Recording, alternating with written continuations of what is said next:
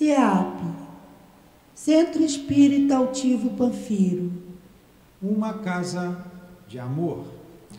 Bom dia a todos os nossos ouvintes, os que se encontram em nossa casa, os que se encontram nas redes sociais.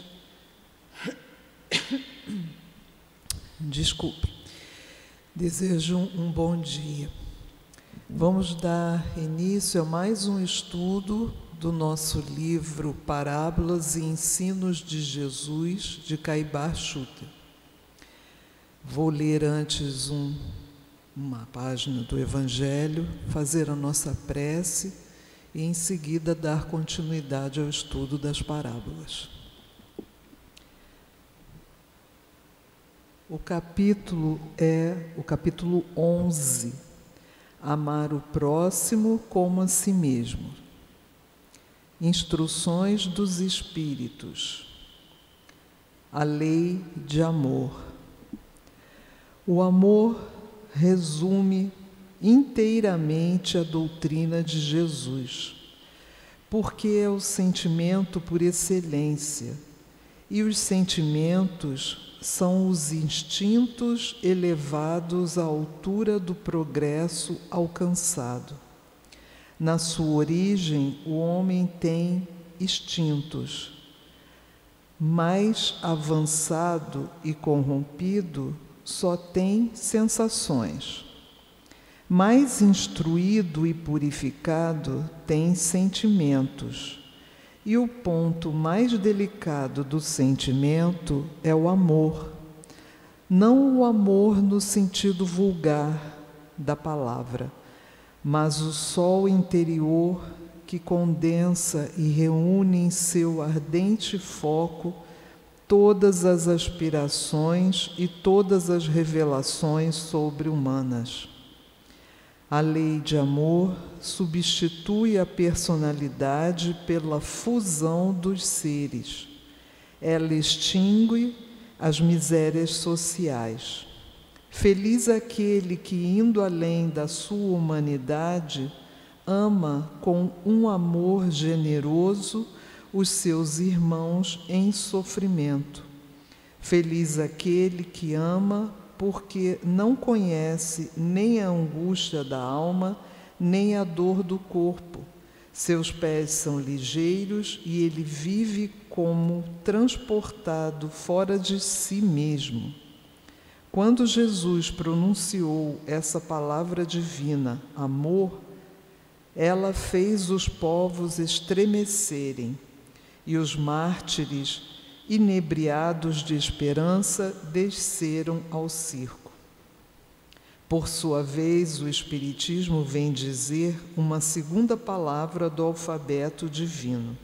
Ficai atentos, porque essa palavra levanta a lápide dos túmulos vazios, e a reencarnação, triunfando sobre a morte, revela ao homem deslumbrado o seu patrimônio intelectual.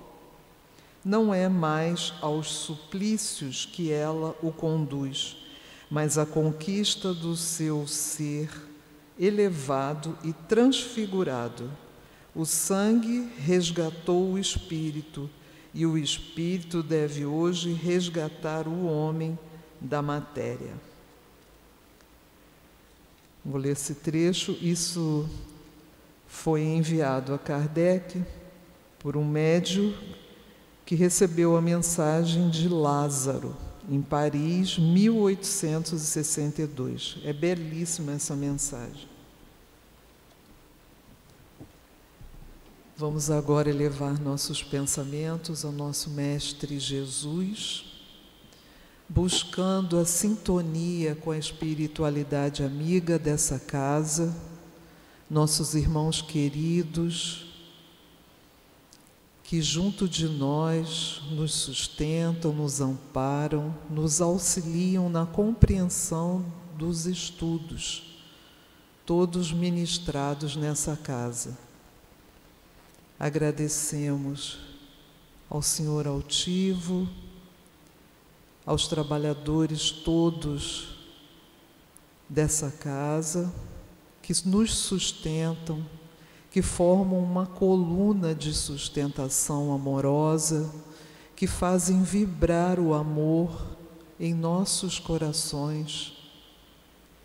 Pedimos o auxílio de Caibar, de Allan Kardec e de toda a espiritualidade amiga que nos possa auxiliar no momento do estudo. Todos esses responsáveis. E assim, agradecemos muito ao nosso Mestre Jesus todos os ensinamentos que nos proporcionou e proporciona até hoje. Agradecemos, acima de tudo, ao nosso Pai Celestial, que nos envolve a todos. Pedimos licença dessa forma para dar início ao estudo da manhã de hoje. Graças a Deus.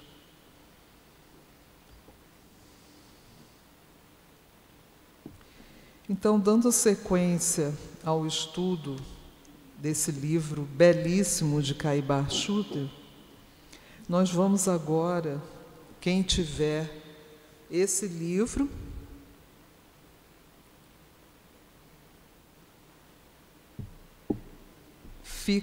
nós estamos na página 116. Vamos agora estudar Parábola do cego que guia outro cego.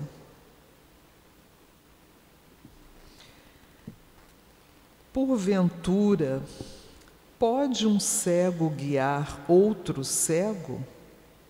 Não cairão ambos no barranco? Isso está em Lucas, capítulo 6, versículo 39. Sabes que os fariseus, ouvindo o que disse, ficaram escandalizados? Mas ele respondeu: toda planta que meu Pai Celestial não plantou será arrancada pela raiz. Deixai-os, são cegos, guias de cegos. Se um cego guiar outro cego, cairão ambos no barranco. Isso está em Mateus, capítulo 15, itens 12 a 14. Então, aqui nós chegamos a essa parábola. O Caibar vai agora nos explicar, né, os sentidos dessa parábola. É muito interessante, é uma parábola curtinha. E ele vem falando dos cegos. E ele faz uma comparação àqueles homens cegos, fisicamente, né, com problemas na visão, ou nasceram dessa forma, ou se tornaram cegos quando mais velhos, e os cegos que são aqueles que não querem ver, que não querem enxergar. E, segundo a parábola, são os piores, né? São aqueles que não querem ver, são cegos porque não se interessam em enxergar as coisas que estão diante de seus olhos.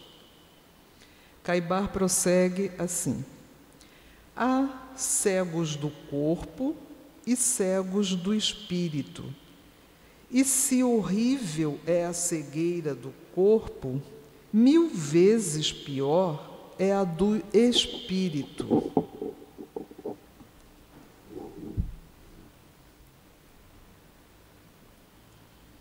Entretanto, bem difícil ou quase impossível é encontrar-se um cego a guiar outro cego, ao passo que, no que se refere às coisas do espírito, vemos por toda parte, cegos que guiam cegos.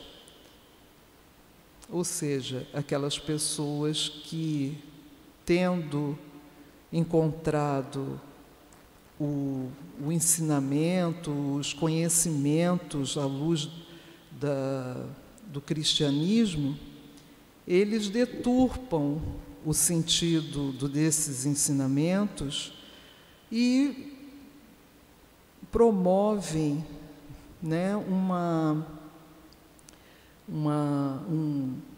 não promovem o estudo correto.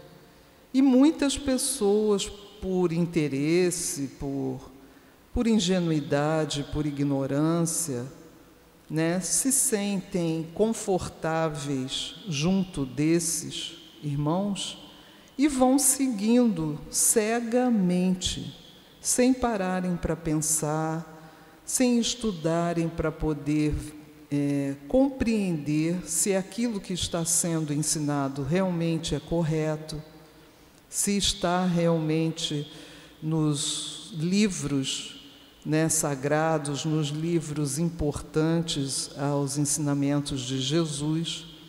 As pessoas, para não ter trabalho, comodamente vão seguindo esses irmãos. Então vamos continuar aqui, que ele vai explicar perfeitamente isso para a gente. Qualquer homem, por haver frequentado um seminário e ter envergado uma sotaina é uma batina de sacerdote, já se julga com capacidade bastante para ser guia de cegos. Olha o que ele está dizendo. A pessoa frequenta um seminário, completa seus estudos e, após receber a batina de sacerdote, ele já se julga com capacidade para guiar cegos, para ser guia de cegos. Nunca se viu um cego formado no Instituto de Cegos sair à rua guiando cegos, mas vens todos os dias cegos 1000 vezes mais cegos que os primeiros, saídos do Instituto da Cegueira, guiando a multidão de cegos que encontram o barranco do túmulo e nele caem juntamente com seus guias. Mas passemos à comparação. Triste coisa é ver-se neste mundo um cego caminhando só, ou um cego a guiar outro cego, se tal fosse possível. A gente sabe que duas pessoas que possuem a cegueira física, né? É impossível um cego guiar outro cego, os dois não enxergam, né? Por isso que ele disse, é muito triste a gente ver um cego caminhando só, ou um cego a guiar outro, se tal fosse possível. Ele está querendo dizer que é impossível, não há como um cego guiar outro, não é? O que acontece ao cego que caminha sem guia? Tropeça aqui, tomba ali, cai acolá, esbarra, fere-se, até que alma caridosa o tome pela mão e o conduza à casa. A gente sempre vê isso, a gente sempre observa, né, uma pessoa com cegueira física, né, com esse problema de visão em nossas ruas. Eles normalmente usam uma bengala, né, para poder ir se guiando em relação ao ambiente que eles estão caminhando, se tem algum buraco, se terminou a calçada, se tem algum objeto, alguma parede no seu caminho. E quando vão atravessar uma rua, sempre tem uma pessoa que lhe dá o braço, que o ajuda, porque é difícil, é muito difícil para nossos irmãos conseguirem se guiar sozinhos nessas situações.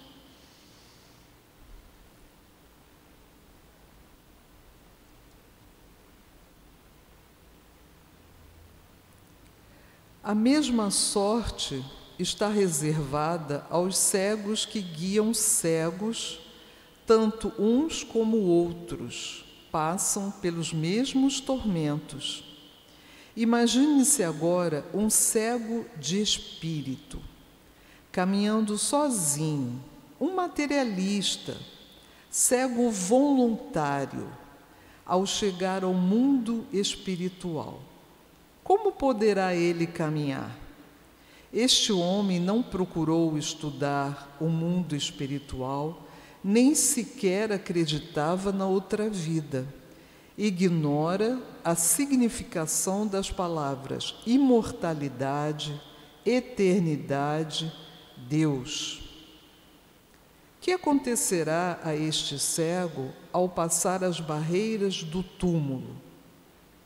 O que acontecerá a este espírito ao ver-se num mundo completamente estranho? Caibar está chamando a atenção aqui daqueles que frequentaram seminários, estudaram, mas não se interessaram em aprofundar esses estudos, em enxergar o que realmente Jesus nos ensinou através de suas parábolas. Por preconceito, por comodismo, porque foi ensinado assim, seja lá o que for. Esses aqui, Caibar chama de cegos do espírito. E ele está dizendo o que eles vão sentir quando chegarem ao plano espiritual, após a sua desencarnação, ao ver-se vivos num mundo com outras pessoas, com casas, com trabalho, com uma movimentação como a nossa, no nosso plano material. Como que eles vão se entender? O que eles vão pensar? Provavelmente vão levar um susto, porque nunca se interessaram em se aprofundar nos ensinamentos.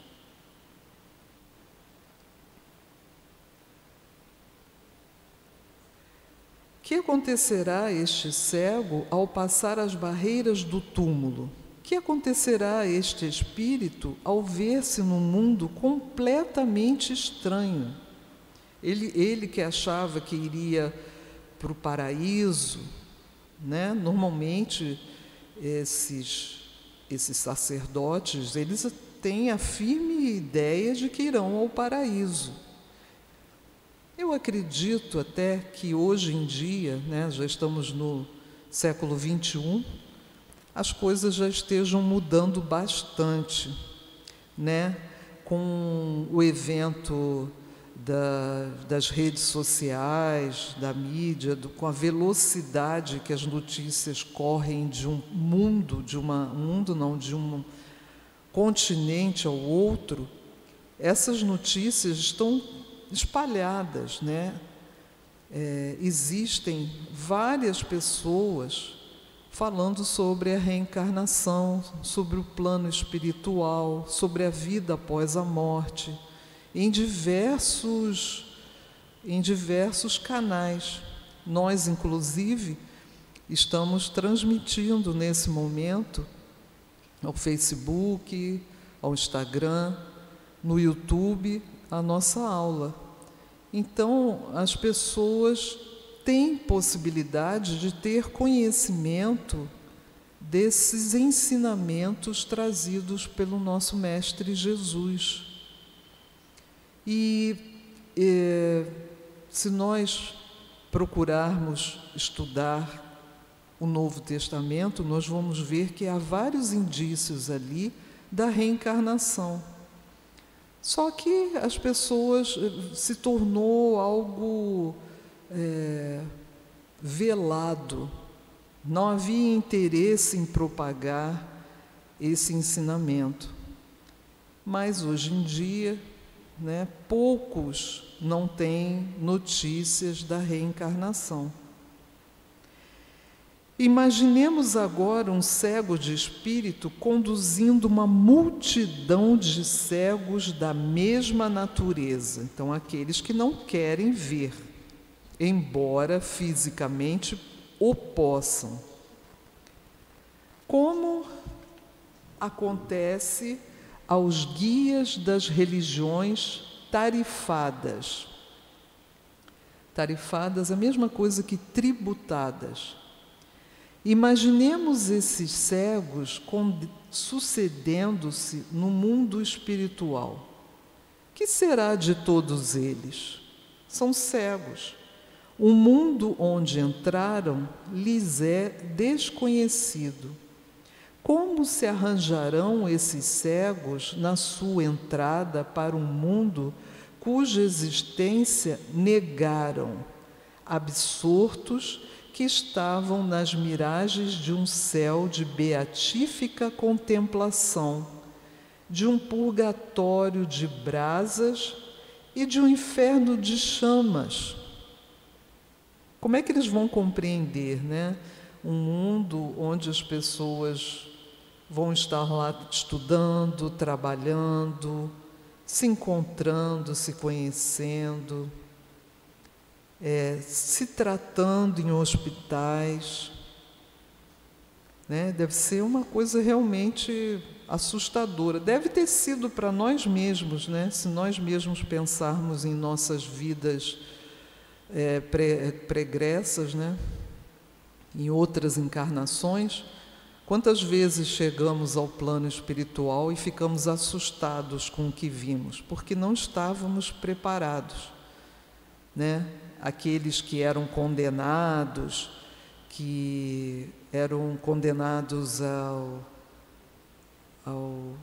às prisões, que morriam assim, compreendendo que eram pessoas cruéis e que estavam condenados ao fogo eterno dos infernos, e chegaram lá e não era bem assim. A pessoa deve ficar bastante perturbada, bastante assustada, né?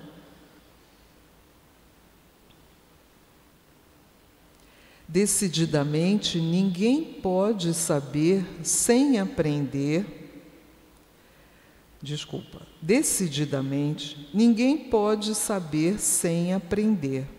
Ninguém pode aprender sem estudar, assim como ninguém pode ver sendo cego.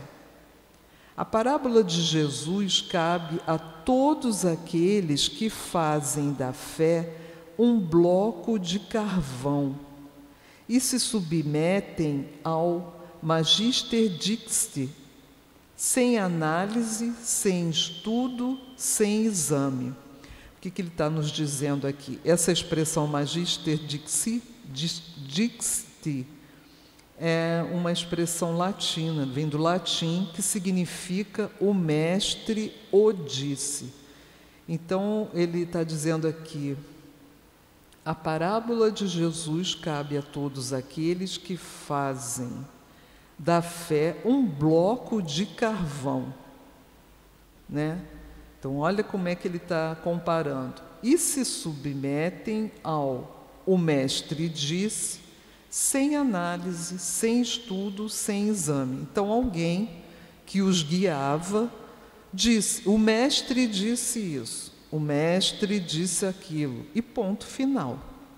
A pessoa não procura analisar, né, comparar a sua real existência, como ele vive, o que ele sente, o que ele observa nesse mundo, as experiências que teve na vida dele, os sentimentos que o envolveram nessas experiências, sem estudo, sem examinar, sem conversar com pessoas cultas para ajudá-lo. Um cego não pode guiar outro cego. Um ignorante do mundo espiritual não pode guiar as almas que para aí se encaminham. Essa frase fecha bem o estudo, né? Um cego não pode guiar outro cego.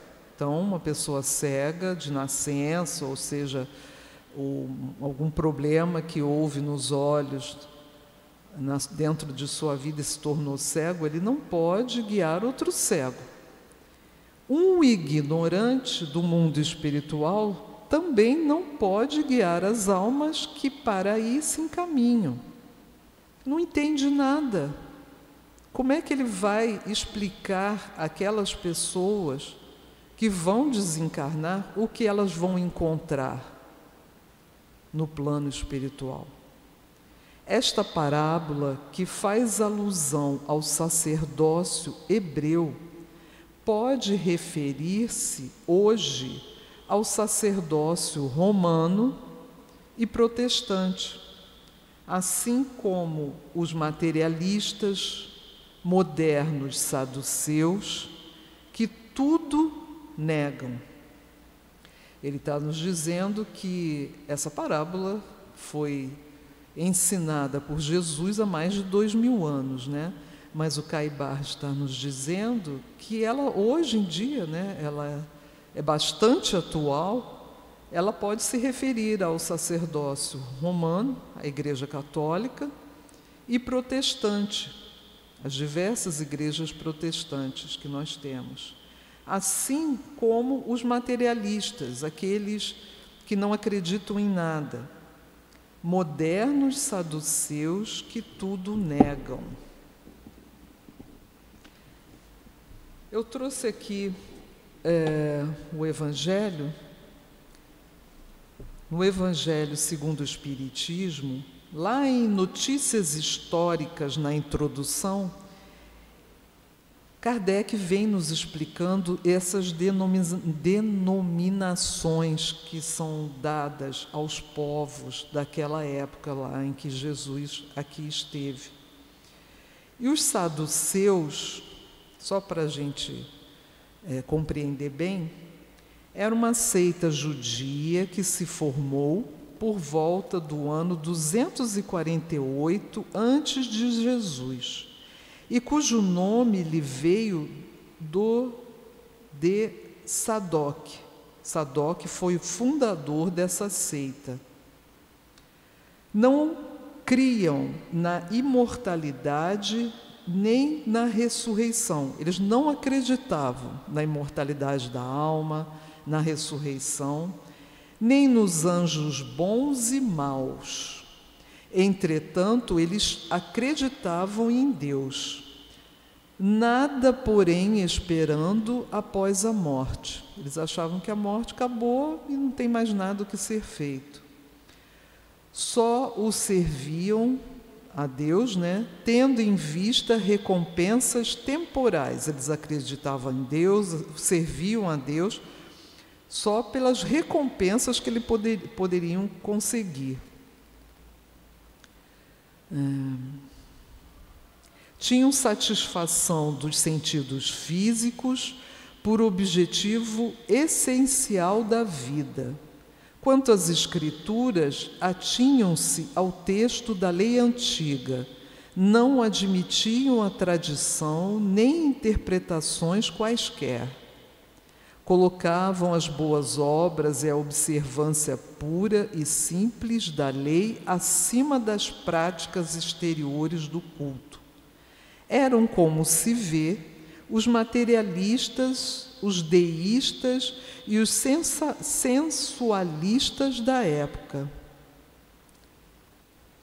Se tornou um partido político oposto constantemente aos fariseus. Eles brigavam diretamente com os fariseus, que eram considerados doutores da lei, né? Então, por isso que Caibar, aqui ao final dessa parábola, ele colocou que essas pessoas que não estudam, esses cegos que carregam os outros cegos, né, que não estudam, que não se detêm no estudo profundo dos ensinamentos, ele colocou como os modernos saduceus que tudo negam. São os materialistas de hoje. Só para a gente poder entender, né, se localizar aí na história para ficar mais fácil. Agora vamos para a parábola do bom samaritano. Essa parábola eu adoro, é muito bonitinha, tem muito ensinamento, é simples, mas profunda nos seus ensinamentos, como tudo que Jesus nos deixou, né? E ela começa da seguinte forma: levantando-se um doutor da lei, experimentou-o, dizendo... O que ele está dizendo aqui? Que um doutor da lei que estava lá junto a Jesus, eles não especificam onde, mas naquelas reuniões que eram sempre as pessoas se aglomeravam em volta de Jesus, havia um doutor da lei que resolveu fazer uma pergunta para experimentar o mestre. E a pergunta foi o seguinte: mestre, que farei para herdar a vida eterna? Respondeu-lhe Jesus: que é o que está escrito na lei? Como lês tu? Respondeu esse doutor da lei: amarás ao Senhor teu Deus de todo o teu coração, de toda a tua alma, de toda a tua força e de todo o teu entendimento, e ao próximo como a ti mesmo. Replicou-lhe Jesus: respondeste bem, faze isso e viverás. Ele, porém, querendo justificar-se, perguntou a Jesus: e quem é o meu próximo? Prosseguindo, Jesus disse: um homem descia de Jerusalém a Jericó e caiu nas mãos de salteadores que, depois de o despirem e espancarem, se retiraram, deixando-o meio morto. Naquela época, poucas pessoas se utilizavam de cavalos, de carroças para as viagens. A maioria faziam essas viagens, se deslocavam a pé pelas estradas, né? Você vê, ele vinha caminhando de Jerusalém a Jericó. E, claro, a humanidade, né, desde sempre houve os salteadores, os bandidos, né, aqueles espertalhões que queriam se apropriar dos haveres das pessoas, roubando. Só que o pobre foi espancado, despido e quase deixaram o homem semi-vivo ali, né, já em agonia. Por uma coincidência, descia por aquele caminho um sacerdote e, quando viu, passou de largo. Ou seja, ele viu aquela criatura ali no chão, despida, sangrando, e ele simplesmente, né, foi lá para o outro lado da estrada para passar bem longe. Passou de largo, é isso, se afastou, como se nem estivesse enxergando a pessoa. Vamos trazer para os nossos dias. Quantos de nós não fazemos isso, né? Quando vemos uma pessoa acalçada, assim, né? Deitado na calçada, essas pessoas em situação de rua, né? De não ter um lar para viver, uma pessoa que se embebedou, bebeu tanto que chegou a desmaiar no meio da rua, está anestesiado, fica lá dormindo, em condições muito ruins, né, de roupas sujas, o cabelo grande, as unhas, sem higiene, né? Muitos, quando veem uma pessoa até caminhando assim na rua, já passa para outra calçada, né? Isso é muito comum. Não estou aqui condenando ninguém, porque as pessoas têm medo, né? Também há esse porém. Mas a pessoa atirada a uma calçada, ela não tem nem condições, às vezes, de levantar e fazer qualquer coisa que seja, né? Então, esse sacerdote, quando o viu, passou de largo. Do mesmo modo, também um levita chegando ao lugar e vendo, passou de largo. Levita. Então o levita chegou, né, passou por aquela estrada. Você vê quanto tempo o pobre do homem estava ali, né? E também passou de largo. O levita é um membro da tribo hebraica sacerdotal de Levi. O povo hebreu, ele é dividido em várias tribos, né? Principalmente naquela época. E por isso que tem todos esses nomes diferentes. Cada qual seguiam uma seita que era diferente das demais. Então o levita fez a mesma coisa. Um samaritano, porém, o que é um samaritano? O samaritano é uma pessoa nascida na Samária, Samária, que é uma cidade e região da Palestina. Eles tinham esse nome, os samaritanos. Aqui, no nosso Evangelho segundo o Espiritismo, ele nos explica mais um pouquinho a respeito dos samaritanos. Vamos conhecê-los. Samaritanos, após o cisma das tribos, Samária, o cisma eu acredito que seja a divisão das tribos, né? Eram muitas e cada uma foi para uma região ali de Jerusalém, da Judéia. Cada tribo ocupou um espaço. Cada uma dessas tribos pensava e seguia as leis de uma forma diferente. Então, após o cisma das 10 tribos, Samária se constituiu a capital do reino dissidente de Israel. Destruída e reconstruída várias vezes, tornou-se, sob os romanos, a cabeça da Samária, uma das 4 divisões da Palestina. Herodes, chamado o Grande, a embelezou de suntuosos monumentos para lisonjear Augusto. Augusto é um César romano, um rei romano. Lhe deu o nome de Augusta, que em grego é Sebaste. Os samaritanos estiveram quase constantemente em guerra com os reis de Judá. Aversão profunda, datando da época da separação, perpetuou-se entre os dois povos que evitavam todas as relações recíprocas. Eles eram inimigos de outras tribos, né? Aqueles, para tornarem maior a cisão e não terem de vir a Jerusalém pela celebração das festas religiosas, construíram para si um templo particular e adotaram algumas reformas. Somente admitiam o Pentateuco, que continha a lei de Moisés, e rejeitavam todos os outros livros, que a esse foram posteriormente anexados.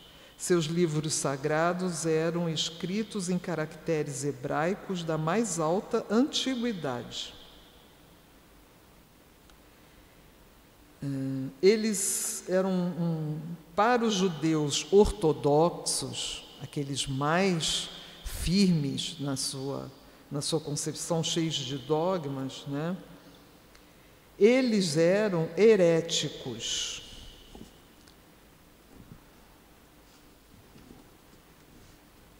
Heréticos, que se opõem aos dogmas estabelecidos pela Igreja. Então, heréticos são aqueles que se opõem aos dogmas que eles não aceitam. Então, são chamados heréticos.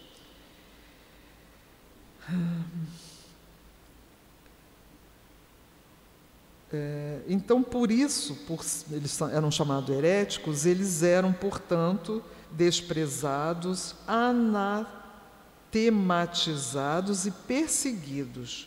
O antagonismo de duas nações tinha, pois, fundamento único a divergência das opiniões religiosas, se bem fosse a mesma a origem das crenças uma da outra. Eram os protestantes desse tempo. Ele está comparando os protestantes que eram contra os dogmas da Igreja Católica, se tornaram inimigos, né? Ele está fazendo uma comparação. Aqui no Kardec está fazendo uma comparação. Ainda hoje se encontram samaritanos em algumas regiões do Levante, particularmente em Nablus e em Jafa. Observam a lei de Moisés com mais rigor que os outros judeus e só entre si contraem alianças. Então é um povo desprezado pelas outras tribos. Então vamos continuar a nossa história. Um samaritano, porém, que ia de viagem, também pela mesma estrada, aproximou-se do homem. Ele viu o homem atirado na estrada, machucado, desmaiado, ferido, e ele se aproximou e, vendo, teve compaixão dele. E, chegando-se, atou-lhe as feridas, deitando nelas azeite e vinho. Provavelmente era a substância que se utilizava naquele tempo para curar feridas. E pondo-o sobre seu animal, o samaritano estava a cavalo, levou-o para uma hospedaria e tratou-o. No dia seguinte, tirou 2 denários, deu-os ao hospedeiro e disse: trata-o, e quando gastares demais, na volta to pagarei. Qual desses 3, Jesus contou essa história ao doutor da lei e fez essa pergunta: qual desses 3 te parece ter sido o próximo daquele que caiu nas mãos dos salteadores? Respondeu o doutor da lei: aquele que usou de misericórdia para com ele. Disse-lhe Jesus: vai e faze tu o mesmo. É muito legal, muito bonito, né? Lucas, capítulo 10, versículos 25 a 37. Se examinarmos atentamente a doutrina de Jesus, veremos em todos os seus princípios a exaltação da humildade e a humilhação do orgulho. Caibar está certíssimo, né? Em todos os textos a gente sempre vê que sobressai esses ensinamentos. Humildade, humilhação do orgulho. Vamos nos livrar do nosso orgulho.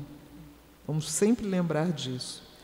As personalidades mais impressionantes e significativas de suas parábolas são sempre os pequenos, os humildes, os repudiados pelas seitas dominantes, os excomungados pela fúria e ódio sacerdotal, os acusados pelos doutores das leis, pelos rabinos, pelos fariseus e escribas do povo. Em suma, os chamados heréticos e descrentes. Todos esses são os preferidos de Jesus e julgados mais dignos do reino dos céus. Que os potentados de sua época, que os sacerdotes, ministradores da lei, que os grandes, os orgulhosos, os representantes da alta sociedade. Então, todos esses pequenos são os preferidos, muito mais do que esses outros, né? Sacerdotes, orgulhosos, representantes da sociedade. Leiam a passagem da mulher adúltera, a parábola do publicano e do fariseu, a do filho pródigo, a da ovelha perdida, a do administrador infiel, a do rico e Lázaro. Vejam o encontro de Jesus com Zaqueu ou com Maria de Betânia, que lhe ungiu os pés. A parábola do grão de mostarda em contraposição à da frondosa figueira sem frutos, e a do tesouro escondido em contraposição à dos tesouros terrenos e das ricas pedrarias que adornavam os sacerdotes. Caibar aqui está nos chamando a estudar todas essas parábolas, porque aí nós vamos encontrar essa característica, né, de Jesus sempre levando os pequenos, os perseguidos, sempre dando preferência a estes. Esta afirmação se confirma com esta sentença do Mestre aos fariseus e doutores da lei. Em verdade vos afirmo que as meretrizes e os pecadores vos precederão no reino dos céus. Então vamos lembrar mais uma vez do ensinamento de Jesus. A quem tem, mais será dado, e aquele que não tem, o que tem lhe será retirado.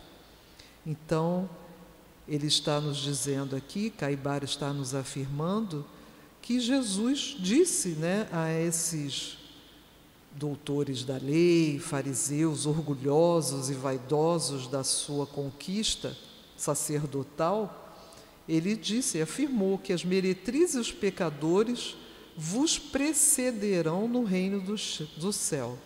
Ou seja, eles encontrarão o reino dos céus muito antes destes, orgulhosos, vaidosos, arrogantes, que conhecem a lei, mas estão tão envaidecidos com o poder que têm, que não se preocuparam com a vida no plano espiritual. E para que melhor testemunho desta verdade, que aparece aos olhos de todos os que penetram o Evangelho em espírito, do que a parábola do bom samaritano. Os samaritanos eram considerados heréticos aos olhos dos judeus ortodoxos. Por isso mesmo eram desprezados, anatematizados e perseguidos. Anatematizados é excomungados. Eles consideravam os samaritanos a ralé, né, da religião. Pois bem, esse que, segundo a afirmação dos sacerdotes, era um descrente, um condenado, foi justamente o que Jesus escolheu como figura preeminente de sua parábola. O samaritano foi o principal personagem dessa parábola, e foi Jesus quem escolheu. O interessante ainda é que a referida parábola foi proposta a um doutor da lei, a um judeu de alta sociedade que, para tentar o mestre, foi inquiri-lo a respeito da vida eterna. O judeu doutor não ignorava os mandamentos e como os podia ignorar se era doutor? Mas com certeza não os praticava. Ele conhecia teoricamente, mas não praticava, nem dava muita atenção. Conhecia a teoria, mas desconhecia a prática. O amor de toda a alma, de todo o coração, de todo o entendimento e de toda a força que o doutor judeu conhecia, não era ainda bastante para fazê-lo cumprir seus deveres para com Deus e o próximo. Amava como amava os fariseus, como os escribas amavam e como amam os sacerdotes atuais, os padres contemporâneos e os doutores da lei de nossos dias. Era um amor muito diferente e, quiçá, oposto ao que preconizou o Filho de Deus. Jesus nos trouxe uma outra forma de amar. Ele nos falou do amor de uma forma simples, né? Muitos naquela época acreditavam que eles nem eram capacitados a amar, né? Então ele colocou aqui, era um amor muito diferente, quiçá oposto ao que preconizou o Filho de Deus, esse amor dos fariseus, dos escribas. É o amor do sacerdote que, vendo o pobre ferido, despido e espancado, quase morto, passou de largo. É o amor do levita, padre também da tribo de Levi. Levita é um padre da tribo de Levi, que, vendo caído, ensanguentado, nu e arquejante à beira do caminho por onde passava, um pobre homem, também se fez ao largo. É o amor dos egoístas, o amor dos que não compreenderam ainda o que é o amor. É o amor do sectário fanático. Sectário é o adepto de uma seita. Então, o adepto de uma seita fanático que ama a abstração, mas desama a realidade. Então, aquele que ama a Deus, ó Jesus, quanto amor e tudo mais, né? Mas, quando vê um irmão precisando de ajuda, ele não sabe amar, ele ignora. Salientando na sua parábola essas personalidades poderosas de sua época, e cujo exemplo é fielmente imitado pelo sacerdócio atual, quis Jesus fazer ver aos que lessem o seu evangelho que a santidade dessa gente não chega ao mínimo do reino dos céus. Ao passo que os excomungados pela igreja, que praticam o bem, se acham no caminho da vida eterna. Fora da caridade não há salvação. Praticar o bem, é isso que Jesus veio nos ensinar. É dessa forma que Jesus quer que amemos uns aos outros. De fato, quem é o meu próximo, senão o que necessita de meus serviços, de minha palavra, de meus cuidados, de minha proteção? Não é preciso ser cristão para se saber isto que o próprio doutor da lei afirmou em resposta à interpelação de Jesus. O próximo do ferido foi aquele que usou de misericórdia para com ele. Ao que Jesus disse para lhe ensinar o que precisava fazer a fim de herdar a vida eterna. Vai e faze tu a mesma coisa. O que equivale a dizer? Não basta dizer. O que vale dizer? Desculpa. Não basta, nem é preciso ser doutor da lei, nem sacerdote, nem fariseu, nem católico, nem protestante, nem assistir a cultos ou cumprir mandamentos desta ou daquela igreja para ter a vida eterna. Basta ter coração, alma e cérebro, isto é, ter amor, porque o que verdadeiramente tem amor há de auxiliar o seu próximo com tudo o que lhe for possível auxiliar, seja em dinheiro, seja moralmente ensinando os que não sabem, espiritualmente prodigalizando afetos, descerrando aos olhos do próximo as cortinas da vida eterna, onde o espírito sobrevive ao corpo, onde a vida sucede à morte, onde a palavra de Jesus triunfa dos preceitos e preconceitos sacerdotais. Eu já vou terminando, falta só um parágrafo. Finalmente, a parábola do bom samaritano refere-se verdadeiramente a Jesus, o viajante ferido.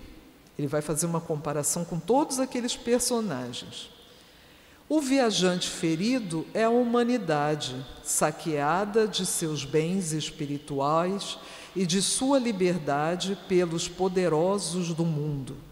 O sacerdote e o levita significam os padres das religiões que, em vez de tratarem dos interesses da coletividade, tratam dos interesses dogmáticos e do culto de suas igrejas. O samaritano que se aproximou e atou as feridas, deitando nelas azeite e vinho, é Jesus.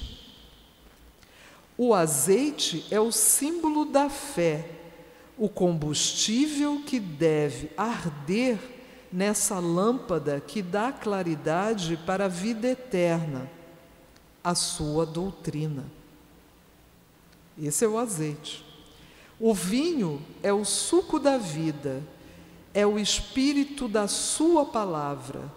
Os 2 denários dados ao hospedeiro para tratar do doente são a caridade e a sabedoria.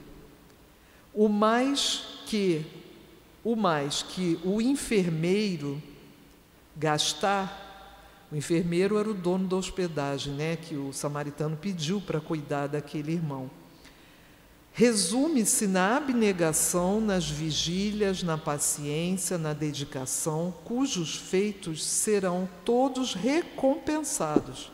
Enfim, o hospedeiro representa os que receberam os seus ensinos e os denários para cuidarem do viajante ferido e saqueado. Belíssimo, não é? Espero que vocês tenham gostado, tenham conseguido acompanhar. Quando quiserem fazer perguntas, vocês podem escrever aí, podem interromper, podem escrever aí nas redes sociais os seus comentários, que a Adriele passa para mim a pergunta. Vamos então para encerrar a nossa aula de hoje, elevar nosso pensamento ao nosso Mestre Jesus, agradecer esse momento que passamos juntos estudando essa obra maravilhosa de Caibá. E, enfim, vamos agradecer a todo esse amor que vibra nessa casa, esse amor sustentado por Deus, pelo Mestre Jesus e pelos amorosos espíritos trabalhadores que sempre estão junto de nós a nos auxiliarem o entendimento e a prática das verdades trazidas pelo nosso Mestre. Obrigada, obrigada, Senhor Altivo Panfiro, obrigado a Caibá, Kardec e toda a espiritualidade amiga responsável pelos estudos dessa casa. Pedimos dessa forma licença a todos vocês, ao Mestre Jesus e, acima de tudo, a Deus nosso Pai, licença para darmos por encerrado o estudo da manhã de hoje. Graças a Deus.